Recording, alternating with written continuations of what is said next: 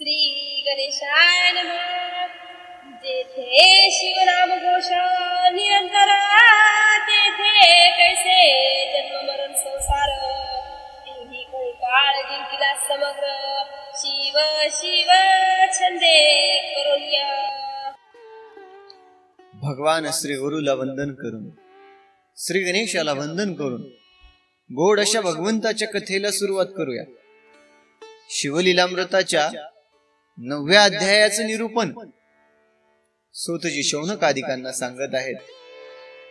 ज्यांच्या वाचेमध्ये अखंड शिव शिव शिव शिव भगवंताचं नामस्मरण आहे, त्या ठिकाणी त्यांना या जन्म मरण अवस्थेमध्ये कोण पाडणार आहे?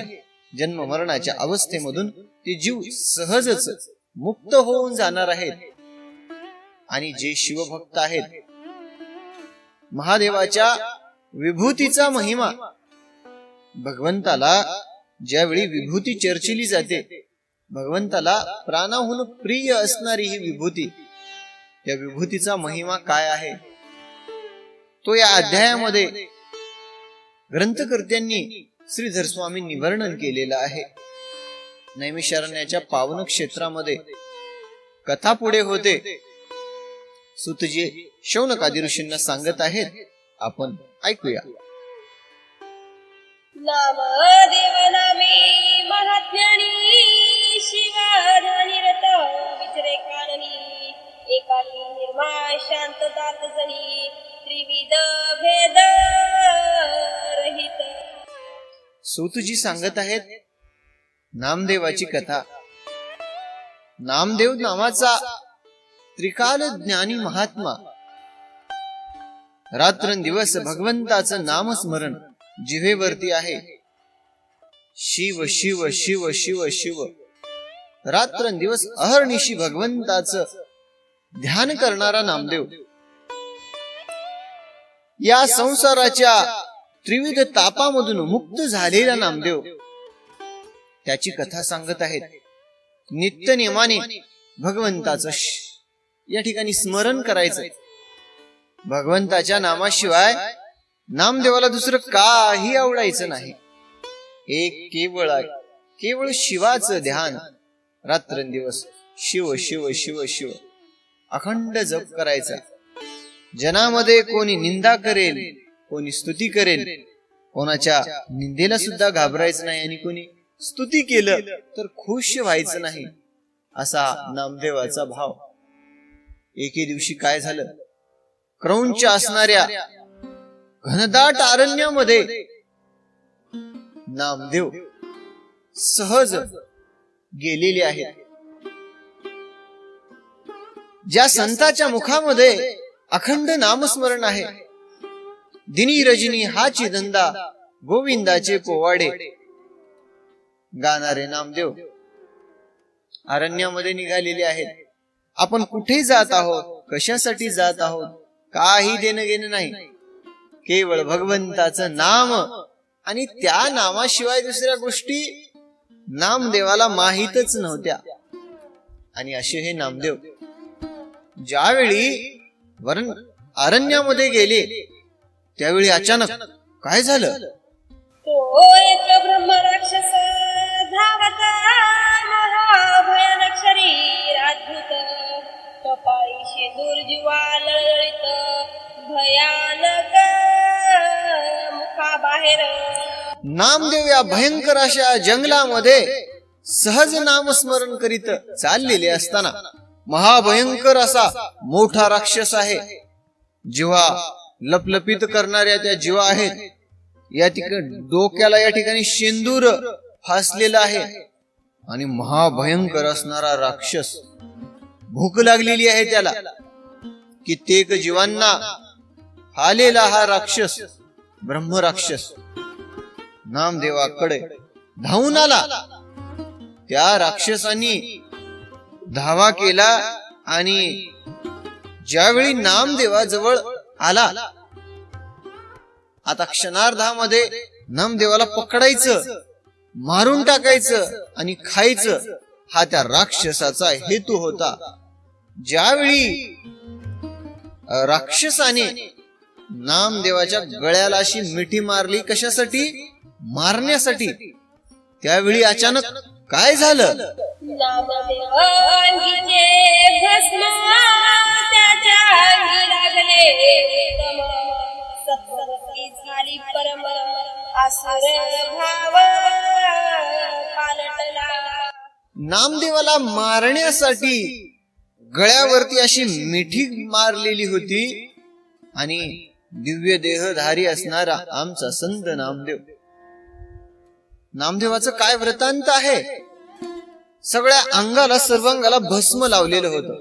या ठिकाणी दंडाला भस्म लावलेलं होतं, डोक्याला भस्म लावलेलं होतं आणि रुद्राक्ष धारण केलेलं होतं. ज्यावेळी खाण्यासाठी त्या ब्रह्म राक्षसाने नामदेवाला मिठी मारली त्यावेळी संताच्या अंगाला जे लावलेलं जे भस्म होतं, या राक्षसाच्या अंगाला त्या भस्माचा स्पर्श झाला आणि राक्षसाचा या ठिकाणी बुद्धिपालट झाला. मारण्यासाठी आलेला राक्षस मारण्यासाठी आलेला आहे आणि त्याचा बुद्धिपालट झाल्याबरोबर आणि कशासाठी आलो होतो, काय करायचे सगळं विसरून गेला. आणि बुद्धिपालट झाल्यानंतर इकडं नामदेवाला वृत्तांत माहित नाही की आपल्यामुळं या राक्षसाचा उद्धार झालेला आहे किंवा याचा बुद्धिपालट झालेला आहे. संत कशी आहे, संताची महती कशी आहे, हे जे जग आहे का, हे जग स्तुती करो किंवा निंदा करो, कोणी शिव्या दिल्या काय किंवा कोणी गोड बोललं काय, लोकांच्या शिव्या आणि लोकांचं गोड बोलणं, मान अपमानाला न जुमानणारे हे संत. नामदेवाला माहित सुद्धा नाही की आपल्यामुळं या राक्षसाच्या बुद्धीचा पालट झालेला आहे. तोच राक्षस ब्रह्म राक्षस नामदेवासमोर येऊन बसला. या ठिकाणी मनोभावे वंदन केलं आणि पाया पडून नामदेव म्हणतोय, महाराज आपल्या केवळ स्पर्शाने माझ्या बुद्धीचा पालट झाला. आपल्याला खाण्यासाठी मी या ठिकाणी आलेलो होतो, परंतु आपल्या अंगाचा स्पर्श झाल्याबरोबर माझी बुद्धी पालटली. मला दिव्य ज्ञान प्राप्त झाले. पाठीमागच्या 100 जन्मामध्ये मी काय काय होतो, पाठीमागच्या सगळ्या जन्माचं मला ज्ञान झालेलं आहे. महाराज मला असं वाटतं की आपल्या सत्संगाने, आपल्या सोबत राहिल्याने, आपल्या सोबत सहवास केल्याने किंवा बोलल्याने निश्चितच मी शिवपदाला प्राप्त होईन. महाराज कृपा करून माझ्या समवेत या ठिकाणी आपण चर्चा करा, मला बोला. असं ज्यावेळी तो राक्षस म्हणत आहे त्यावेळी नामदेव काय म्हणतात? नामदेवासमोर राक्षस बसला आहे आणि म्हणत आहे, महाराज माझ्या ज्या पूर्वजन्माचं जे ज्ञान मला जे झालेलं आहे ते तुम्ही ऐका. तो वृत्तांत आपण ऐकूया. पूर्वी मी राजा दुर्जया यवनमध्याती निर्दय परम दुराचारी होय गो ब्राह्मण प्रजा पीडित. आणि महाराज मला जे पूर्वजन्माचं जे ज्ञान प्राप्त झालेलं आहे त्या ज्ञानानुसार मी आपणाला सांगतो. पूर्वी मी दुर्जय नावाचा राजा होतो आणि अगोदरच्या जन्मामध्ये एवढे पाप कर्म केले. महाराज काय सांगावं तुम्हाला, मी किती पाप केलो, काय काय पाप केले हो. भोगून बंदी घालून केले रक्षण सर्व देश धुंडून स्त्रियानुतन लावी. आणि त्या राजाचे पाप एवढे होते, तो ब्रह्म राक्षस आपल्या पूर्वजन्माची कथा नामदेवाला सांगत आहे. ज्यावेळी मी दुर्जयाच्या जन्मामध्ये होतो त्यावेळी विषयामध्ये धुंद होऊन, विषयासक्त होऊन अनेक स्त्रिया भोगायच्या. प्रत्येक दिवशी नवनवीन स्त्रिया भोगायच्या. अशा हजारो लाखो स्त्रिया मी भोगल्या महाराज. काय सांगू माझ्या पापाची पाप. आणि स्त्रियाबद्दल मी एका स्त्रीचं जर तोंड पाहिलं आणि तिच्या समवेत जर एकदा जर संग केला तर पुन्हा त्या स्त्रीला पाहायचं नाही. त्या स्त्रीला बंदीखान्यामध्ये टाकायचं आणि त्या स्त्रीला बंदीखान्यामध्येच अन्न पाणी. मग त्या स्त्रिया मला श्राप द्यायच्या, माझ्या नावानं बोट मोडायच्या. असं मला पाप झालं. अजून काय सांगतात.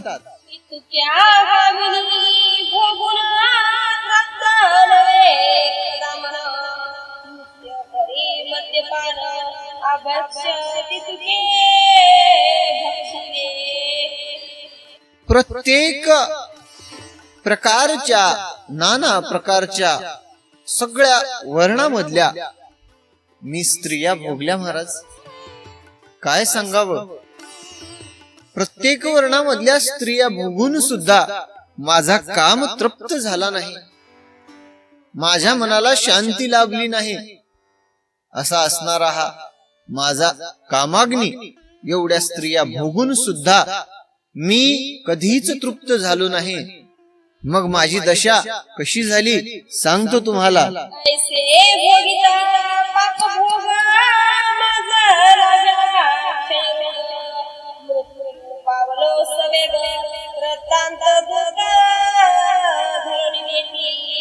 आणि अभक्ष्य तितकं भक्षलं, खाऊ नये ते खाल्लं, पिऊ नये ते पिलं.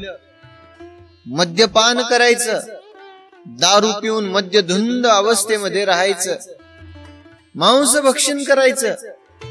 आणि अशा असंख्य स्त्रिया भोगल्यामुळं माझ्या अंगाला क्षयरोग जुडला. आणि क्षयरोग जुडल्यामुळं माझा मृत्यू झाला. माझा मृत्यू झाल्यानंतर मला यमधर्मानी सगळ्या यमाच्या दूतांनी पकडलं मला आणि यमपुरीमध्ये घेऊन गेले. माझ्या शरीराला काय काय यातना दिल्या सांगतो तुम्हाला.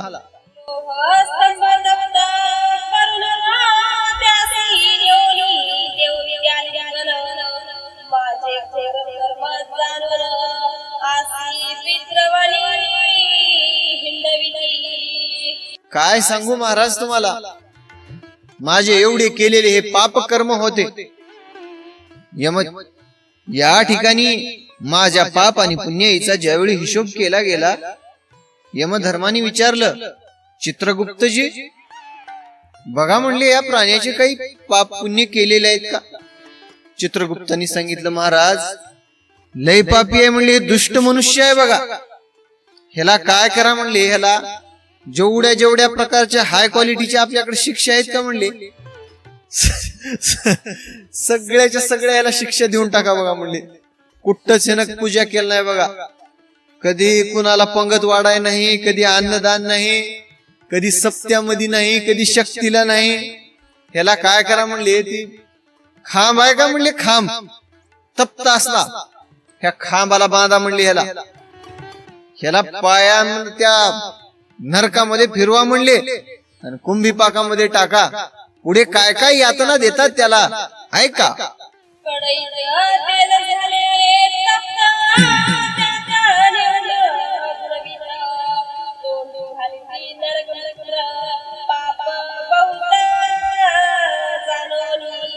आणि कढईमध्ये तेल गरम केलं आणि गरम केलेल्या त्या तेलामध्ये मला त्याच्यामध्ये टाकले.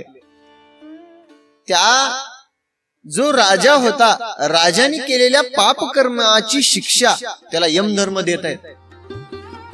त्याला तप्त अशा कढईमध्ये उचलून टाकले, त्याच्यातून बाहेर काढले.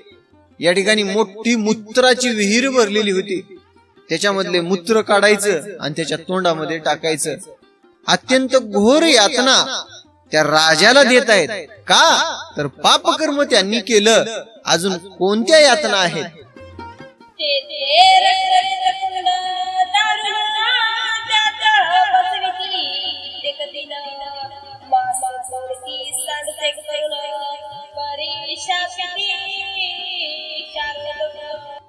आणि महाराज त्याला काय केले, त्याला तिथून उचलले आणि तप्त अशा या रक्ताचा या ठिकाणी कुंभीपाक रक्ताचा होता.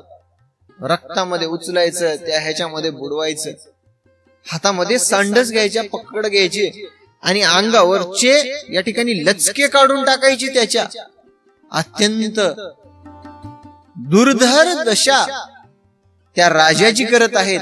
अजून काय शिक्षा देतात? जिव्हाना शिकवानी कर्णना तीक्ष्ण शस्त्रे नाही क्षेत्र हस्तपाद खंडोन पोट फोडिती क्रूर शस्त्रे. काय सांगू त्यांची ही व्यथा. त्या राजाचे धारदार शस्त्र घेतले आणि धारदार शस्त्रानं या ठिकाणी कान, नाक, हात, पाय सगळे तोडून टाकले आणि दुर्धर त्याचं पोट फोडलं आणि त्याच्यामध्ये तप्त असा लोह अग्नी भरत आहेत. अजून अंगाचा गाडीती धोता शस्त्रे रेती माता शिस्त्र शेदोनी द्वारी अवचिता तप्त आरगळा घालिती. डोक्यामध्ये लोहकाचं कंटक गाठलं. त्या राजाला दुर्धर शिक्षा आहेत. असंख्य नारी भोगल्या. त्या पापाची शिक्षा त्या राजाला बघा. डोक्यामध्ये लोह कंटक गाठला, त्याच या ठिकाणी शिश्न छेदून टाकलं आणि गुदद्वारा आणि शिश्नद्वारा मार्फत तप्त असा लोह अर्गळा त्या ठिकाणी ओतत आहेत आणि प्रचंड यातना त्याच्या शरीराला देत आहेत. ऐका पुढे वृत्तांत. बोटी बोटी स्त्रिया रोगना पाशाने वृषण शरीची चूर्ण हस्तपायी आणून पाशान बेडी घालिती. हो, अंगामध्ये सर्वांगामध्ये सगळ्या सर्वांगामध्ये या ठिकाणी सुया रोवल्या. सगळ्या सर्वांगामध्ये सुया रोवल्या. हाता आणि पायामध्ये पाषाणाच्या बेड्या. कशा? हाताला मोठे मोठे या ठिकाणी पाषाण बांधले, पायाला बांधले आणि पुढे काय करतात?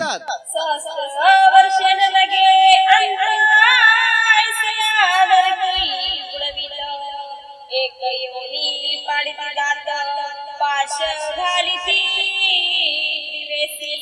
हजारो वर्षापर्यंत यातना त्या जीवाला देत आहेत. ज्यावेळी या शरीरातून आत्मा बाहेर निघतो त्यावेळी यमधर्माने त्या अवस्थेमध्ये घेऊन गेल्यानंतर हजारो वर्षापर्यंत ह्या नरक यातना भोगवल्या. या कुंभीपाकातून काढायचं, त्या कुंभीपाकामध्ये टाकायचं. लोहकंटक जे आहे ते लोहकंटकाची निद्रा करायची, त्याच्यावरती झोपवायचं. अजून काय करतात? आपली विष्टा मुद्रा काळजी भक्षविती यमदम सवे सर्वाचे तचरे पाडी दोष अमित जाणोनिया. कुत्रे लावून द्यायचं. सगळ्या अंगाचे ते कुत्रे बोचके घेत आहेत.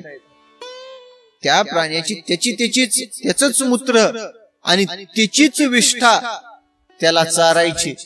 अंगाचे तुकडे तुकडे करायचे. अत्यंत दुर्धर यातना त्या राजाला देत आहेत.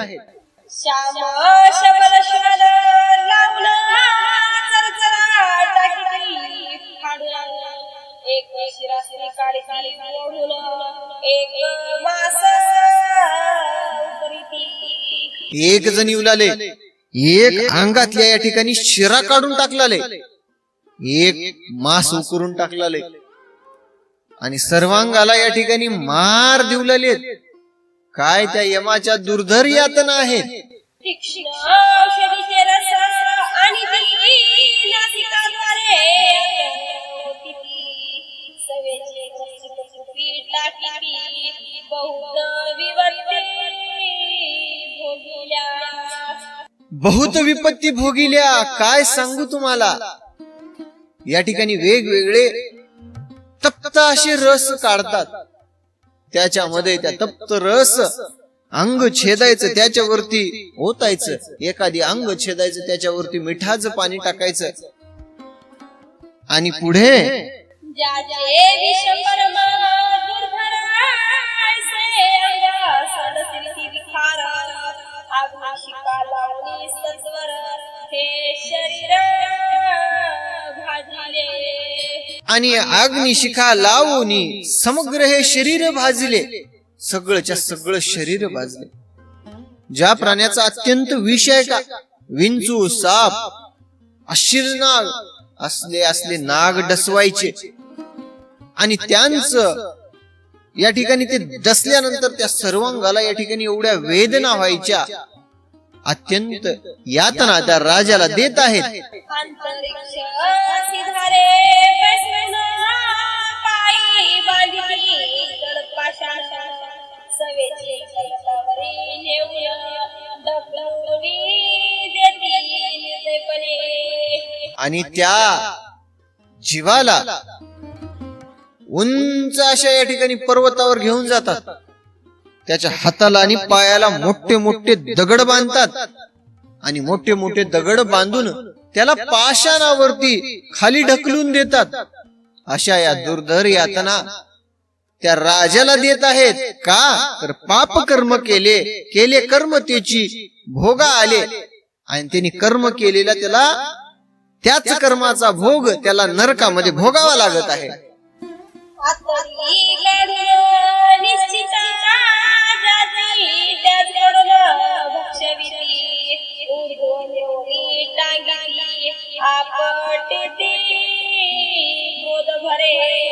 रागाने ते जे यमदूत आहेत का, त्याच्याच अंगाची या ठिकाणी कातड काढायचं, खा खा म्हणून त्यालाच चारवायचं आणि मारत मारत नेऊन उलट टांगायचं, उलट.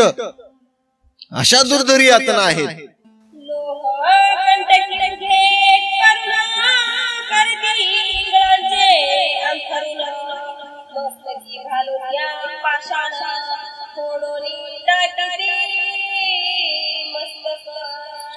काय सांगावं म्हणले, विंचू जर चावला तर त्या विंचवाचा या ठिकाणी जे वेदना आहेत का, विंचवाच्या वेदना माणसाला सहन होत नाहीत.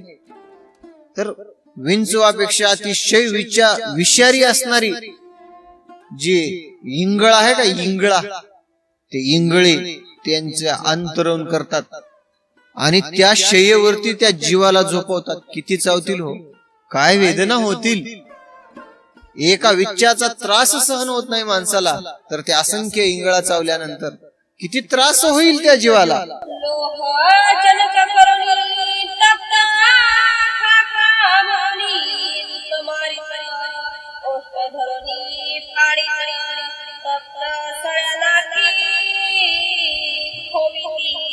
आणि तप्त अशा या लोहाचा या ठिकाणी आरगळा तयार केलेला आहे.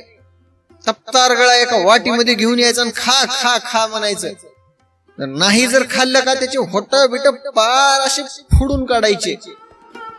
आणि खात जर नसलं त्यानं तसलं ते लोहाचं लाल बुंद अशा सळया करायच्या आणि लाल बुंद सळया अशा नाकामध्ये खुपसायच्या.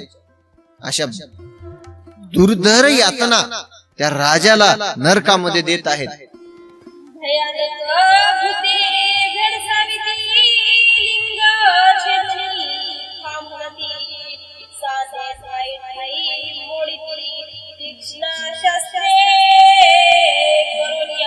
आणि या यमाच्या या दरबारामध्ये अत्यंत भयानक असणारे त्या नरकामध्ये भूत आहेत.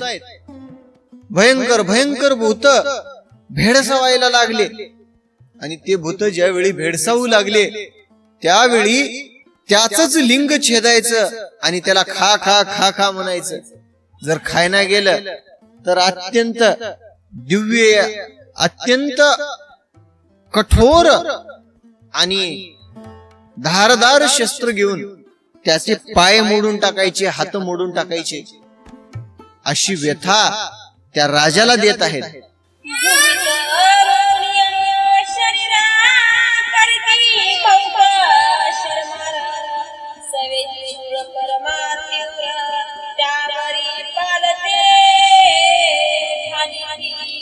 आणि भूमीवरती ठेवून भूमीवरती या ठिकाणी अत्यंत त्याच्यावर या ठिकाणी बाणाचा वर्षाव करायचा.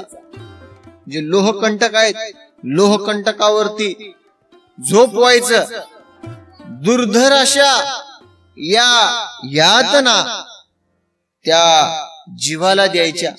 असा असणारा यमधर्म. वरी मारती मुसळधारे, मग पाषाण बांधुनी लगला हे. नरक वाटेत ताटिकी पाहे, अंत न लागे करता. काय सांगावं म्हणले, त्या नरक यातनाचा काय अंत आहे. आणि या ज्या नरक यातना आहेत, या नरक यातना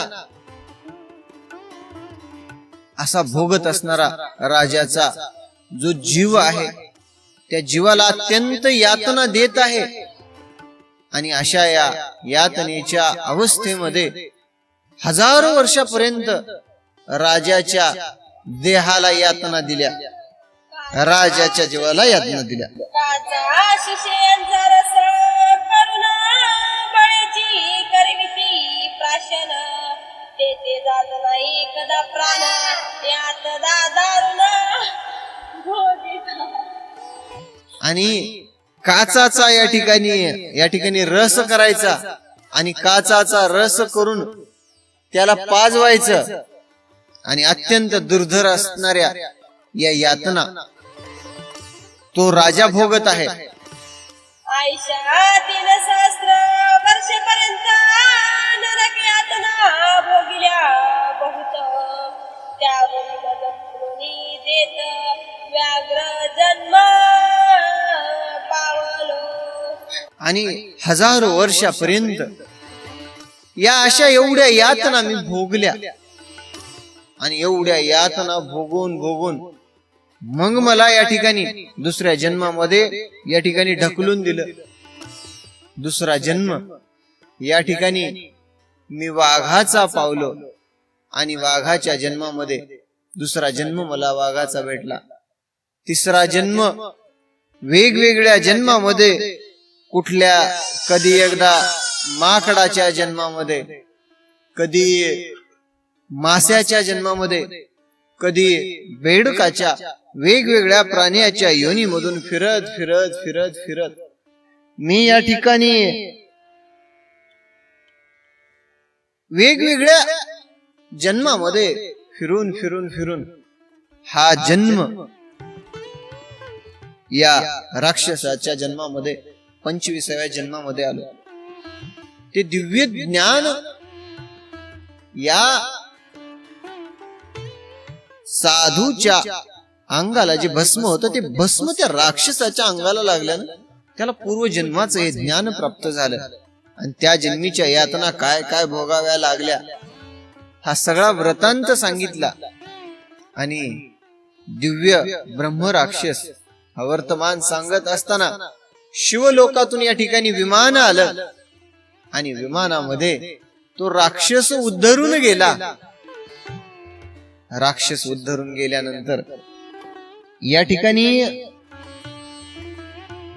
एक दुसरी एक या ठिकाणी कथा या ठिकाणी सांगितलेली आहे. म्हणले, एक विप्र होता महा अमंगळ, शूद्र स्त्री शिरतला बहुत काळ. तिच्या भ्रतारे साधुनी वेळ जीवे मारिले द्विजाते. एक अमंगळ असणारा एक विप्र होता. या ठिकाणी स्त्रीच्या नादाला लागून सगळं या ठिकाणी कामधंदा सोडून त्या स्त्रियाच्या मागे लागून आपल्या जीवनाचे या ठिकाणी वाटोळ करून घेतलं. आणि ज्यावेळी त्या स्त्रीला रत होण्यासाठी एके दिवशी संध्याकाळी गेला असता, त्या स्त्रीच्या पतीने त्या विप्राला पकडलं आणि त्या विप्राचा या ठिकाणी खून करून त्याला मारून ते प्रेत गावाच्या बाहेर फेकून दिलं. आणि गावाच्या बाहेर पडलेल्या त्या प्रेताला ज्यावेळी यमधर्माने या ठिकाणी त्याचा आत्मा त्या प्रेता शरीरामधून निघाला, त्यावेळी तो यमदेवाच्या या ठिकाणी नरकामध्ये गेला. इकडं खाली काय कथा होते. महादेवाचं जे भस्म आहे, भस्माचा महिमा किती मोठा आहे. भस्माचा महिमा वर्णन करत असताना ग्रंथकर्ते सांगतात, भगवंताचं हे जे भस्म आहे, या भस्मामुळं पापकर्म केलेला विप्र कसा उद्धरून गेला, तर त्याचं प्रेत गावाच्या बाहेर पडलेलं असताना त्या प्रेताचा अंत्यसंस्कार करायला कोणी सुद्धा तयार नाही.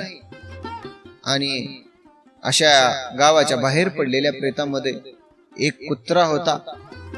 या ठिकाणी शिवभस्मामध्ये या ठिकाणी लुळून आलेला होता.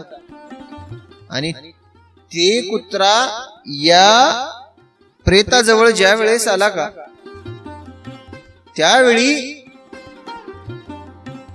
शिवभस्म त्याच्या अंगाला लागलं आणि यमलोकामध्ये गेलेला त्याचा जीव तिथून त्या ठिकाणी शिवलोकामधले शिवगण आले आणि त्या यमलोकातल्या आत्म्याला शिवलोकामध्ये घेऊन गेले. एवढा पापकर्म केलेला हा देह होता, याचं कसं उद्धार झाला. आणि या भस्माचा महिमा सांगत असताना तो राक्षस या ठिकाणी विचारत आहे नामदेवाला, महाराज कोणतं भस्म या ठिकाणी उत्तम आहे. त्यावेळी नामदेव काय सांगतात,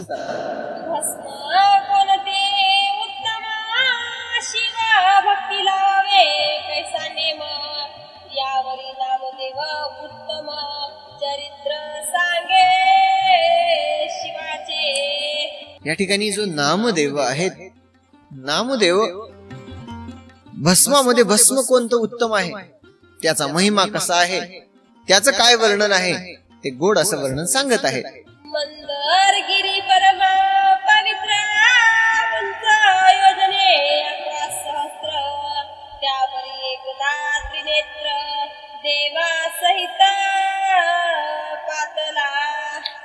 आणि मंद्रागिरी पर्वतावरती भगवान शंकर सगळ्या देवादिकांसमवेत त्या मंदरागिरी पर्वतावरती आल्यानंतर महादेवाच्या दर्शनासाठी कोण कोण आले, यक्षगण गंधर्व किन्नर चारण पिशाच भूयक समग्र, देव उपदेव पवित्र महेश वैष्णव बैसले. महादेवाच्या दर्शनासाठी यक्ष आले, गंधर्व आले, किन्नर आले. यक्ष देव उपदेव गंधर्व या ठिकाणी सगळे राक्षस या भगवंताच्या महादेवाच्या दर्शनासाठी आले.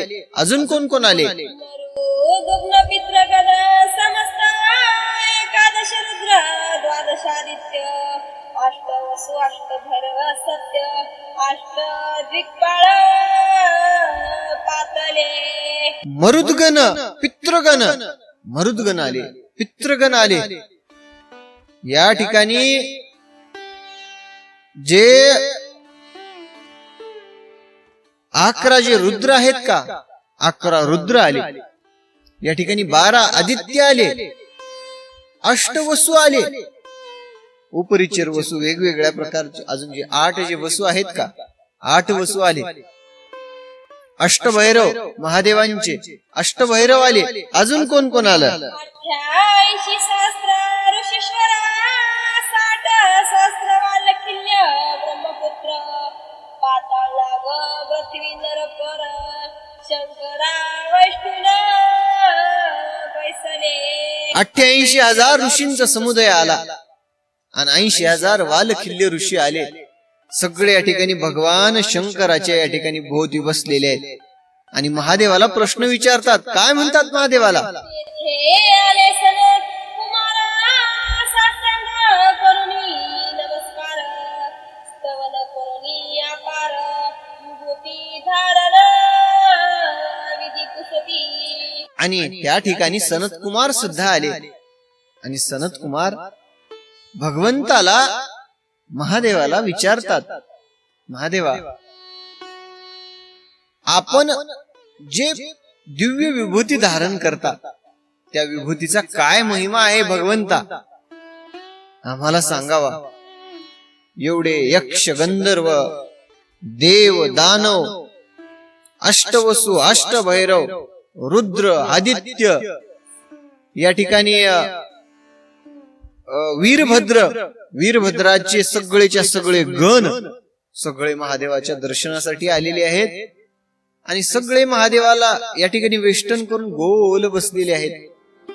आणि सनत कुमार ऋषी विचारतात, भगवंता विभूती तुम्हाला कोणती आवडते, आम्हाला सांगा.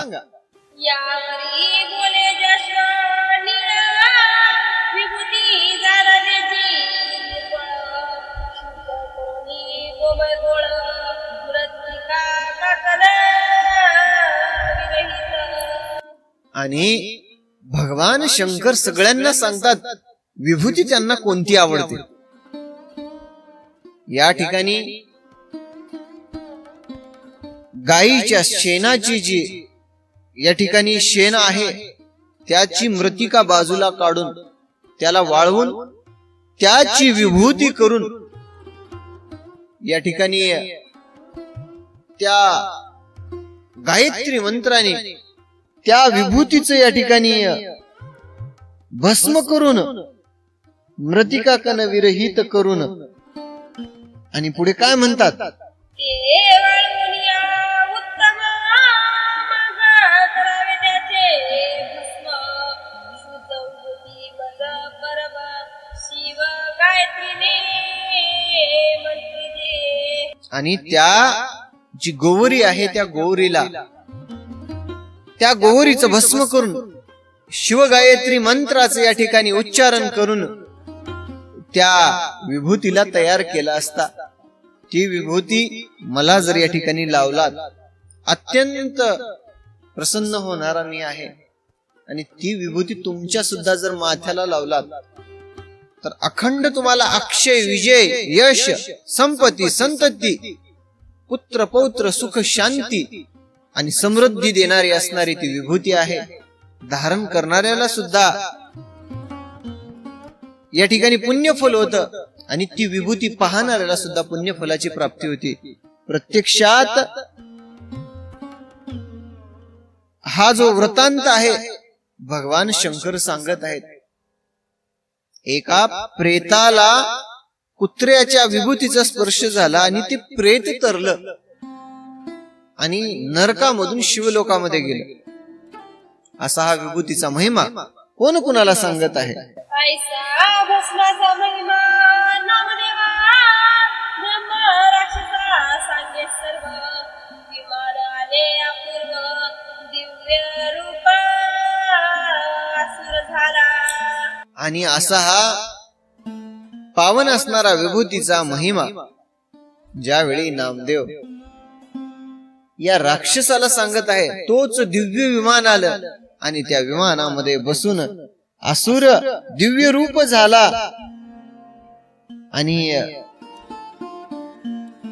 तो असुर दिव्य रूप झाला असताना सूतजी पुन्हा या विभूतीविषयी विभूतीचं किती गोड महिमान आहे त्याविषयी अजून एक कथा सांगतात. कोणती आहे. पांचाळ देशी नृपनाथ नाम जयाचे सिंहकेतू दैसा चक्रधर की तृतीय सुत प्रथा देवीचा पुरुषार्थी. पांचाळ देशीचा राजा सिंहकेतू. सिंहकेतूचं या ठिकाणी गोड असं राज्य सुरू आहे. आपल्या प्रजेचं या ठिकाणी नीतीनं पालन करत आहे, पालन पोषण करत आहे. राज्यामध्ये कुठल्या गोष्टीची कमतरता नाही. असं दिव्य या ठिकाणी राज्य सुरू असताना राजाला शिकार करण्याचा छंद होता. शिकारीसाठी आपल्या सोबत काही सैनिक घेतले, सोबत काही भिल्ल मंडळी सुद्धा उपस्थित होते. त्यांना सुद्धा शिकारीला नेलं आणि घनदाट अशा अरण्यामध्ये शिकार करण्यासाठी आले असता त्यांना एक पडक मंदिर दिसलं आणि त्या मंदिरामध्ये त्यांनी शिवलिंग पाहिलं आणि राजा काय म्हणतो, राजा म्हणे लिंग चांगले परी पाहिजे भावे पूजिले दोघेची देवार्चना मांडिले तंबे करोनी लौकिकी. आणि राजासोबत तो एक भिल्ल आहे. या भिल्लाला राजा म्हणतो काय, राजा म्हणतो भगवान श्री शंकराचं लिंग, या ठिकाणी लिंग चांगलं आहे, पूजा करण्यासारखं आहे. यतोपचारे याची जर स्थापना करून मनोभावाने जर याची पूजा केली तर इच्छित फल देणार हे लिंग आहे. आणि उग स्थापन करायचं लोकाला दावायसाठी म्हणून नाही, त्याचा उद्धार होणार नाही.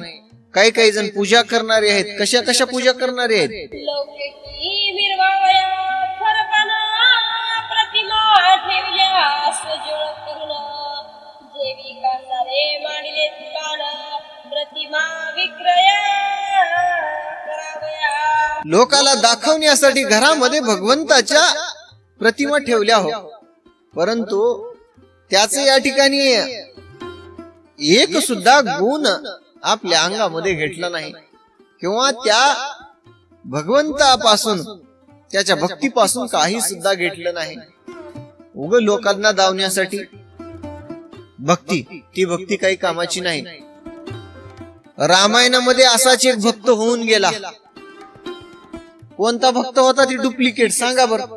काळ नेहमी साधू वेश धरून वाटेत बैसला करावया विघ्न एव भावी विना देवतार्चन व्यर्थ काय दांभिक. राजा सांगत आहे त्या काळनेमी सारखं जर बसलं म्हणले, काळनेमी हनुमंतरायाला थांबवण्यासाठी, हनुमंतरायाला गमवण्यासाठी त्या ठिकाणी पर्वतावरती दिव्य असा आश्रम करून बसला होता. साधूचा वेश धारण केलेला आहे, गळ्यामध्ये रुद्राक्षाच्या माळा धारण केलेल्या आहेत, अंगाला या ठिकाणी भस्म लावलेला आहे, राम राम राम राम म्हणत डोळे झाकून बसलेला आहे. जसा एखादी बगळा पाण्यामध्ये ध्यान करायला बसतो का, तशा प्रकारे बसलेला आहे काळनिमी. त्या काळनिमी सारखं काही भाव चांगला नाही म्हणले. खरंच भगवंताचं नाम घ्यायचं असेल तर त्या मनोभावे घेतलेल्या नामानं या ठिकाणी जीवाचं कल्याण होतं. परंतु त्या काळनिमी सारखं जर तुम्ही डुप्लिकेट जर वरून वरून जर नाव घेऊ लागलो तर तुमचा उद्धार होणार नाही. राजा पुढे काय सांगत आहे, विनोदे बोले नपवरा पूजेचे आहेत बहुत प्रकार परिचिता भस्म पवित्र नित्य नूतन अनावेश. आणि राजा काय करत आहे, राजा आपल्या सोबत असणाऱ्या त्या भिल्लाला सांगत आहे. राजा म्हणतोय हे बघ म्हणली बाबा, राजा विनोदानं म्हणत आहे बरं का त्याला. राजा म्हणतोय महादेवाची पूजा तर मनोभावे केली पाहिजे, परंतु महादेवाची पूजा कशी केली पाहिजे, या लिंगाला या ठिकाणी चिता भस्म लावून जर महादेवाची पूजा केली का तर सार्थक होते त्या जीवाचं. आणि महादेवाला नित्य नेमानं उदक लावून पूजा केली तर त्याच्या देहाचं कल्याण होते, तीच पूजा सार्थक होते. असं राजा विनोदानं आपल्या त्या सैनिकामध्ये असणाऱ्या त्या भिल्लाला बोलत आहे. चिता भस्म विना नैवेद्य करू नये समर्पण त्याची मुख्य वर्म जाण शैव लक्षण निष्ठेचे. आणि शैव लक्षण काय आहे म्हणले, निष्ठा काय आहे, निष्ठा कशाला म्हणाव. महादेवाचं सर्वात आवडणारं जे भस्म आहे चिताभस्म, ते चिताभस्म या लिंगाला लावून पूजा करावी षोडशोपचारे, तर ती पूजा सफळ होते, तर ती पूजा पावन होते. असं विनोद भावाने विनोद बुद्धीने राजा त्या सोबत असणाऱ्या त्या भिल्लाला वृत्तांत सांगत आहे. पुढे काय कथा होते, ऐसे नित्य करिता पूजन लोटले कित्येक दिन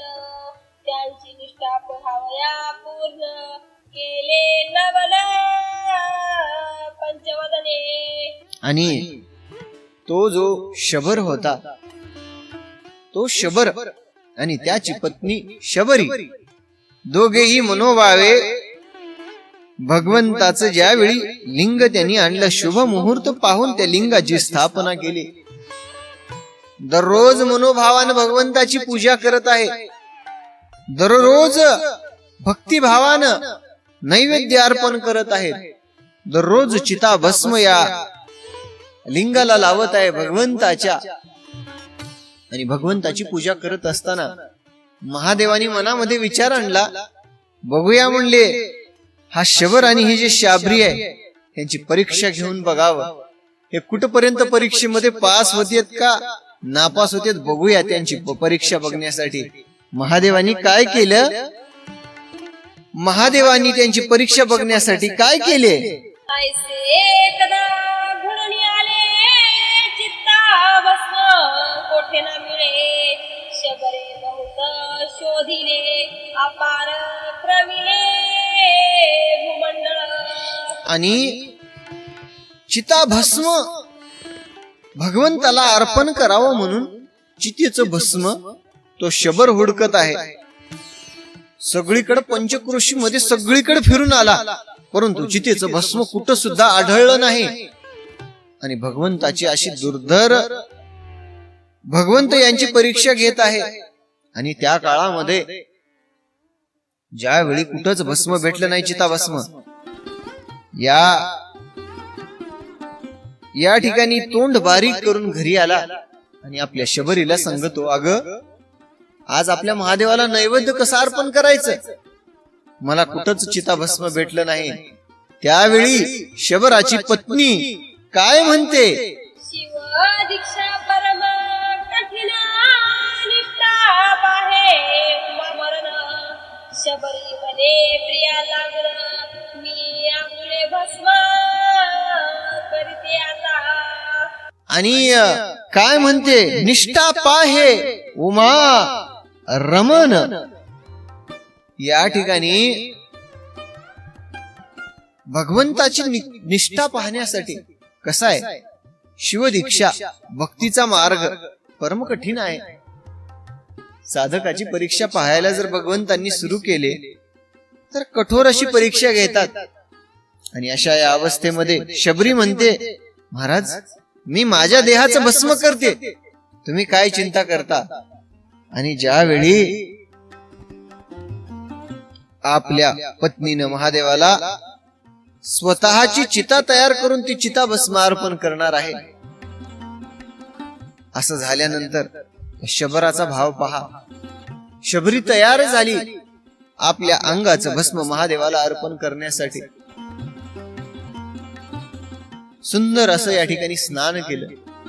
स्नान करून भगवंताला नैवेद्य तयार केला आणि नैवेद्य करून स्वतःची चिता रचली. स्वतःची चिता रचून त्यावरती आरूढ होऊन ज्यावेळी अग्नी प्रज्वलित केला त्यावेळी ती भस्म झाली. आणि तिचं चिता भस्म घेऊन शबर महादेवाला अर्पण करण्यासाठी निघालेला आहे. आणि तो शबर पूजेसाठी बसलेला आहे. आणि ज्यावेळी महादेवाला भस्म अर्पण केलं त्यावेळी शबर काय म्हणतो, शबर आनंदमय शिवार्चनी स्त्रीने शरीर जायले नाठवे मनी, मनी ललने नैवेद्य आणि तव पाठीसी उभी घेऊन या. आणि आनंदाने बघा कोणाच्या भावाला महादेव धावून येतो, कोणाच्या भावाला भगवंत धावून येतात. लक्षात घ्या, आपल्या पत्नीला जाळून तिचं चिता भस्म तयार केलं आणि ते भस्म महादेवाला अर्पण करण्यासाठी किती मनामध्ये आनंद ठेवून पूजा करत आहे. आणि अशा आनंदी वातावरणामध्ये त्याला लक्षातच राहिलं नाही की आपण आपल्या पत्नीला जाळले आणि तिचं भस्म तयार केलेलं आहे. आनंदामध्ये दररोजच्या प्रमाणात दररोज काय ह्यानं पूजेला बसायचा, भस्म महादेवाला अर्पण करायचं. आणि महादेवाला भस्म अर्पण केल्यानंतर आपल्या पत्नीला हाक मारायची, शबरी अगं नैवेद्य घेऊन ये ग महादेवाला देण्यासाठी. आपल्या पत्नीला दररोज हाक मारायची आणि आज सुद्धा तो आनंद भरीत असल्यामुळे विसरून गेला की आपली पत्नी या ठिकाणी जळून खाक झालेली आहे. नेहमीप्रमाणे पत्नीला हाक मारली आणि हाक मारल्यानंतर ती पत्नी लगेच भगवंत एवढं या ठिकाणी भक्तांनी कठोर परीक्षा दिल्यानंतर भगवंत या ठिकाणी प्रसन्न झाले आणि ती शबरी क्षणार्धामध्ये नैवेद्य घेऊन त्या ठिकाणी आली आणि नैवेद्य अर्पण केला.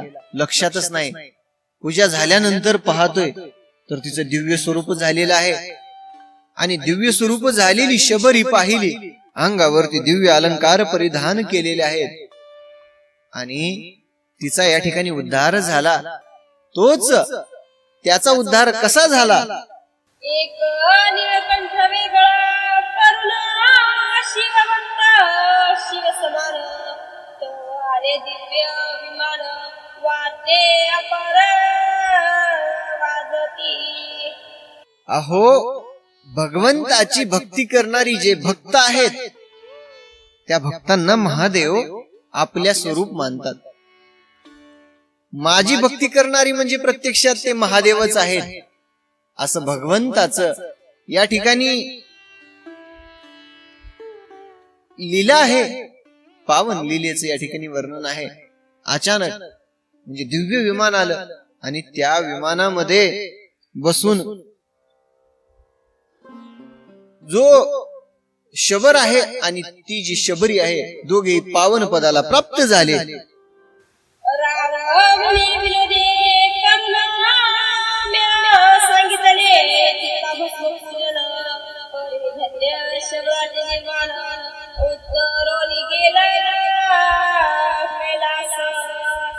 आणि राजाला वर्तमान कळाला की शबराचा आणि शबरीचा उद्धार झालेला आहे. आणि राजा हसून म्हणतो, मी विनोदानं म्हणलो होतो त्याला की बाबा चिताभस्म महादेवाला आवडतं आणि चिताभस्माशिवाय महादेवाला नैवेद्य अर्पण करू नये, परंतु धन्य आहे बाबा शबर आणि धन्य आहे शबरी ज्यांनी भगवंताची भक्ती करून आपल्या देहाचा उद्धार करून घेतला. धन्य भक्ताचं महिमान आहे. पुढे काय म्हणतात? धन्य ते शबरी कामिनी देवा समर्पिला शिवार्चनी, देखल्या पाणी प्रसन्न. एवढी निष्ठा बघितल्याशिवाय पिनाक पाणी प्रसन्न नव्हे. एवढी परीक्षा बघतात बघा महादेव. आणि धन्य आहे ती शबरी. अहो, महादेवाला भस्म या ठिकाणी देण्यासाठी भस्म त्यांना सापडलं नाही, स्वतःच्या शरीराचं भस्म केलं.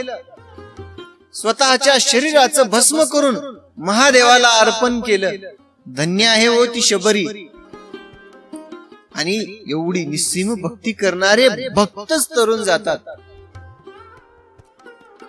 सकाम आणि निष्काम भक्तीमध्ये जी निष्काम केलेली भक्ती आहे का भगवंताला अत्यंत आवडते.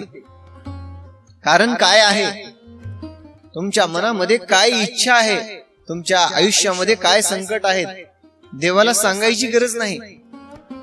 सगळा जाणणारा, या भूत भविष्य वर्तमानाचं ज्ञान असणारा भगवंत आहे. अहो, भगवंताला तुमचं सगळं माहित आहे, सांगायची काही गरज नाही. मनोभावानं अंतकरणानं भगवंताची सेवा करायची आणि या देहाचं कल्याण करून घ्यायची. शिवरात्रीचा प्रदोष सोमवार जो या ठिकाणी व्रत करतो आणि महादेवा प्रति ज्यांची प्रीती आहे, धने वाटीती सतपात्री आणि सतपात्री धन दान करतात. शिवभजन राया सिंहकेत शिवस्वरूप राया सुद्धा झाला आणि शिवपती राहीला जाऊन धन्य भजन निष्ठेचे. आणि भक्तीच्या या महिमानामध्ये रायाला सुद्धा भक्तीचा वेध लागला आणि रायाने सुद्धा स्वतःच्या जीवाचा या ठिकाणी उद्धार करून घेतला. शिवलीलामृत ग्रंथ प्रचंड स्कंद पुराण परिसोत सजनाखंड नवमाध्याय गोडहा. आणि ग्रंथकर्ते निवेदन करत असताना निरूपण करतात. शिवलीलामृत ग्रंथ अतिशय प्रचंड असणारा ब्रह्मोत्तर खंडामध्ये वर्णन केलेला हा ग्रंथ अहो गोड असा ग्रंथ आहे. या ग्रंथाचं श्रवण करा. मनोभावे भगवंताच्या या ज्या कथा आहेत या कथारूपी या अमृतामधून आपल्या आयुष्यामध्ये जो बोध कामाला येतो तो बोध घ्या आणि आपल्या जीविताचं कल्याण करा. या शबरी सारखा जोपर्यंत भाव भगवंताला अर्पण करणार नाही तोपर्यंत पिनाक पाणी तुम्हाला दर्शन देणार नाहीत. महादेव तुम्हाला दर्शन देणार नाहीत. कलियुगातल्या लोकांसाठी सगळ्यात सोपं साधन सांगितलं, नाम साधना सांगितली. नाम साधनेच्या बळावरती कित्येक साधक तरुण गेले. असा धन्य असणारा हा नाम महिमा या ठिकाणी वर्णन केलेलं आहे आणि ग्रंथकर्त्यांनी अध्यायाचं निरूपण केलेलं आहे. आणि अशा प्रकारे हा अध्याय संपलेला आहे. हजारो मनोरंजन करणारे चॅनल सबस्क्राईब करता, भक्तीचं वर्णन करणारे या पुराण कथा अवश्य चॅनल सबस्क्राईब करा. कमेंट मध्ये ओम नमः शिवाय असं लिहा. व्हिडिओला लाईक करा, शेअर करा, सबस्क्राईब करा आणि बेल आयकॉन प्रेस करा जेणेकरून प्रत्येक व्हिडिओचं नोटिफिकेशन तुम्हाला सर्वात अगोदर मिळेल. रामकृष्ण हरी आदेश.